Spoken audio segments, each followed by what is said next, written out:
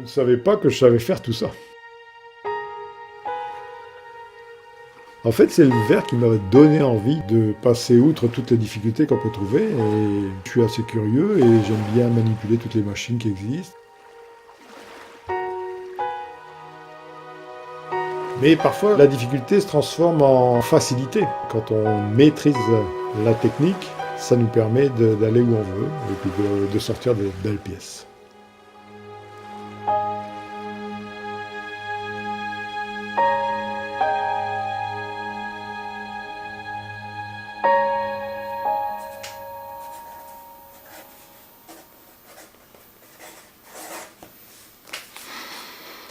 Avant de travailler le verre, j'ignorais même que je savais dessiner. Dessiner, c'est peut-être un grand mot, mais tout au moins jeter sur un papier les bases de ma réflexion avant de commencer à travailler le verre. Alors pour cela, j'utilise ma bibliothèque, qui est riche en livres de toute nature, mais surtout des livres sur la géologie, dans lesquels je vais puiser peut-être une petite idée, une couleur, une forme. Les formes surtout, j'adore les formes. Ou je regarde aussi sur Internet, dans lequel je pique des images et je fais des fichiers sur tous les thèmes qui m'intéressent. Les oiseaux, la nature, particulièrement la nature.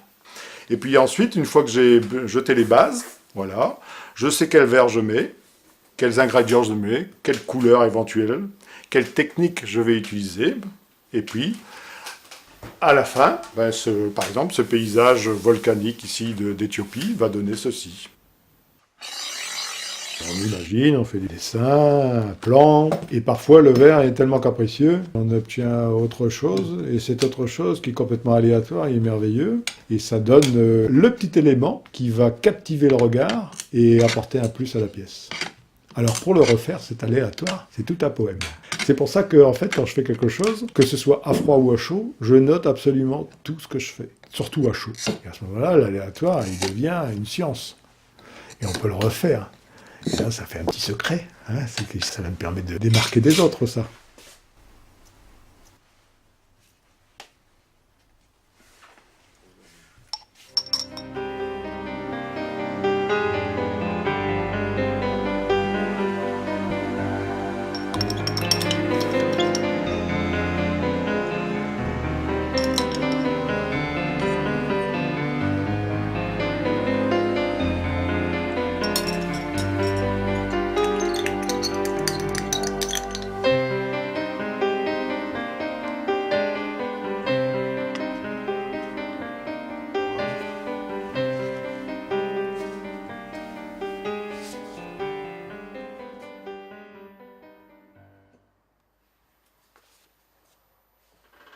Et tout ce qui est aléatoire dans la couleur m'intéresse beaucoup parce que ça fait voyager l'imaginaire et l'œil va capter un petit détail comme on trouve dans la nature.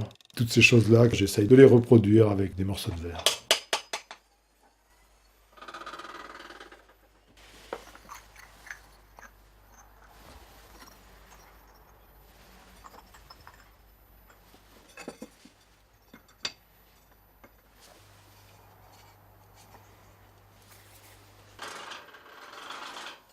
Le verre va permettre l'ajout de lumière, donc en fait ça devient poétique. Et une fois que ça devient poétique, chacun est capable de raconter sa petite histoire tout seul en regardant. Un petit éclat de lumière en plus, ça change la forme, ça change le regard que vous avez sur l'objet. Donc on se déplace et vous avez plein d'effets d'optique qui apparaissent, et donc ça change la perception de la pièce.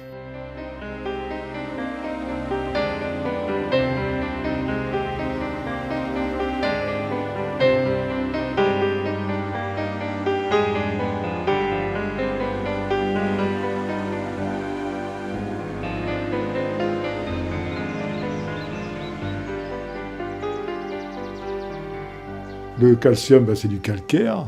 Et les phosphates, c'est quoi? C'est des fougères qui poussent dans les forêts, voilà. Hein. Donc c'est en fait un petit peu tout ce que j'aime. Le feu, le vent, l'eau, tout ça me correspond parfaitement en fait. J'ai vraiment l'impression que c'est le verre qui est venu à moi et pas moi qui est allé au verre.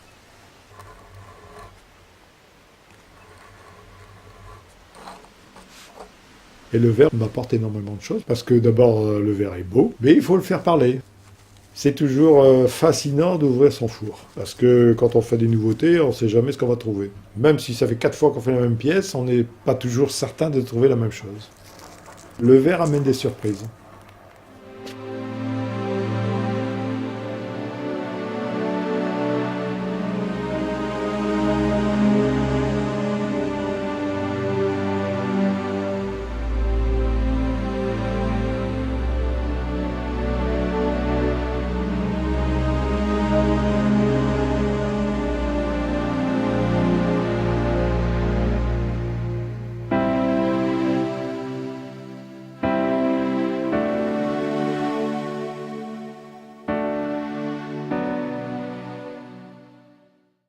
Je me souviens de cette exposition au musée de la dentelle de Calais, où j'étais allé voir une styliste hollandaise qui s'appelait Iris van Herpen, qui habillait ses robes avec des objets, avec du métal, avec du plastique, avec tout ça. Et puis moi je me suis dit, tiens, je vais faire de la dentelle de verre. Et je suis arrivé à trouver les points de fusion nécessaires au rendu que je voulais obtenir. Ça part dans un sens, ça va dans un autre. Aujourd'hui je fais des briques de verre, demain je ferai des cristaux.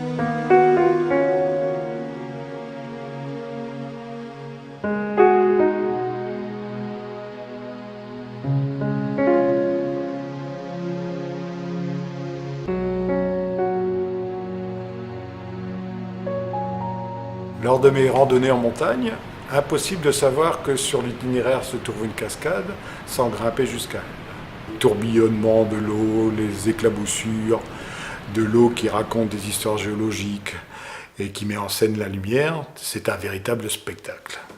Et puis il y a la hauteur. Alors on lève la tête et ça change tout.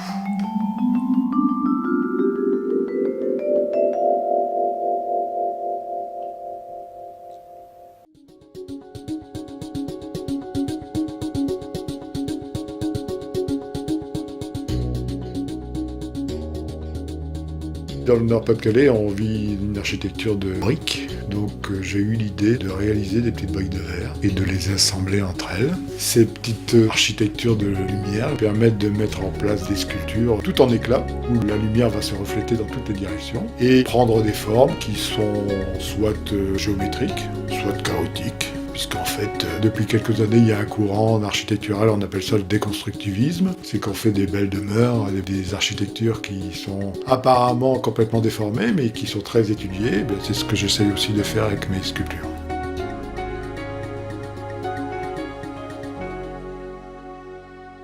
Le verre, grâce à son pouvoir de collage, permet de faire des pièces qui sont de très très grande taille. 1 mètre, 2 mètres, 3 mètres, sans problème. Mon voyage en Islande m'a permis de chercher une source d'inspiration pour montrer le travail de la lave en fusion, en opposition avec la lave figée, c'est-à-dire ce noir du basalte et le rouge de la lave.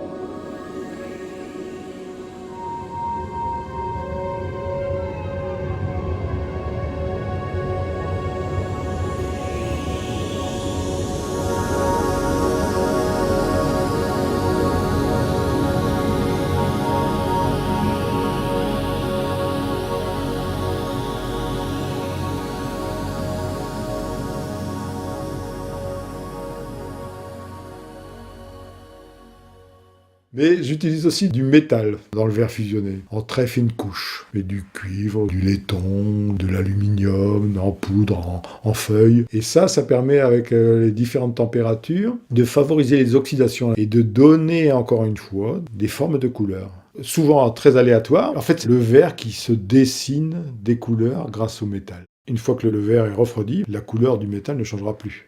Les oxydations, c'est aussi un petit peu des dendrites, des choses qui s'en vont dans tous les sens. Et une fois captées, c'est assez chouette.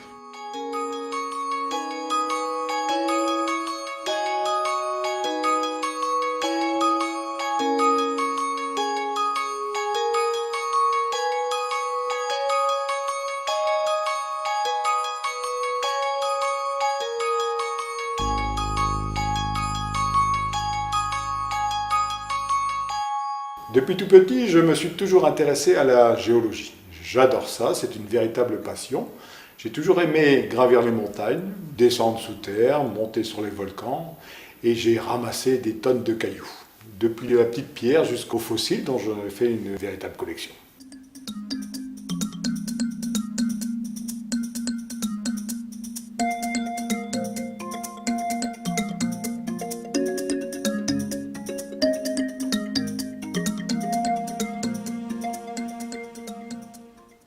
Et c'est tout naturellement que mes premières pièces en verre ont été des ammonites comme celle-ci, en verre lamellé, collé, sablé, grenaillé.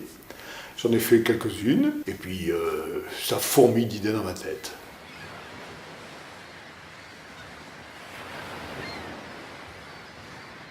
Mais quand on aime la géologie, on aime la vie. J'adore regarder les animaux, j'adore les oiseaux. Donc forcément, ce sont tous des thèmes qui m'intéressent beaucoup et que je traite avec beaucoup de plaisir.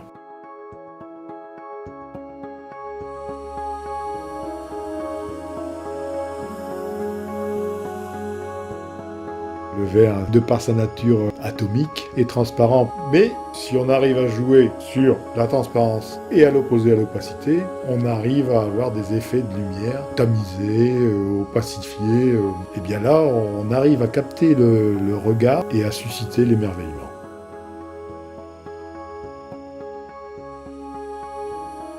On prend des morceaux de verre, on les soude à froid, à chaud, et ça vous donne une masse. Et si cette masse n'est pas uniforme, elle permet à la lumière de suivre le chemin qu'on a voulu lui donner. Et la sculpture attire le regard, et tous ces éclats permettent une espèce d'exploration, et on laisse son imaginaire travailler. La lumière devient poétique.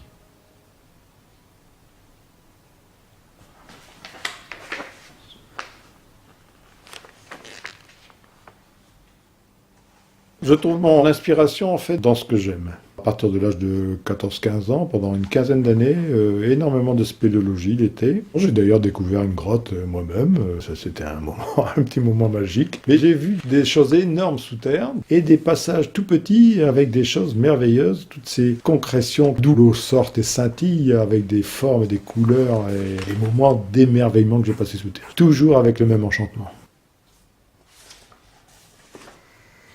Ce que j'adore faire aussi, c'est des toutes petites pièces, très fines, de l'ordre du millimètre. Des fois, je prends une pince à épiler pour placer un morceau. Donc, le verre permet ça, travailler le grand et le minuscule.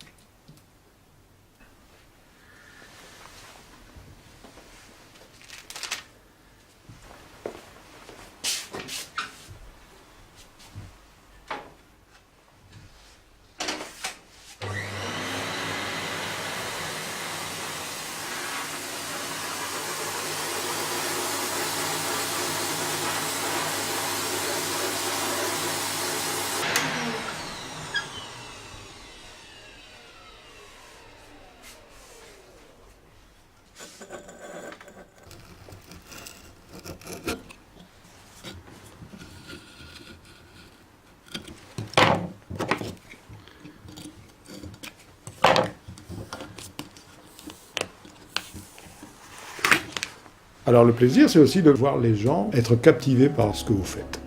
Des fois, les gens ils sont à quatre pattes devant une de mes grottes pour voir à l'intérieur, et c'est presque jouissif ça.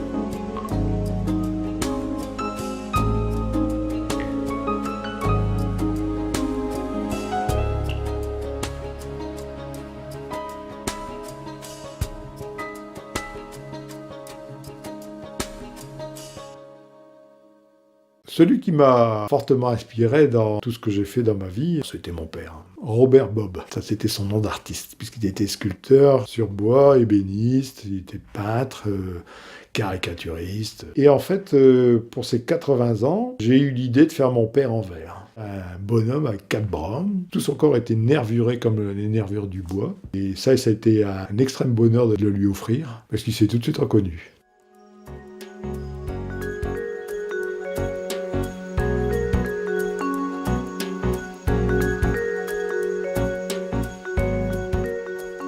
La technique dans le verre est soit ultra simple, soit très très compliquée. Ultra simple parce que couper un bout de verre, c'est à la portée de tout le monde. Mais multiplier les techniques, les agencer entre elles, c'est un jeu. En fait, je m'amuse avec le verre, tout le temps.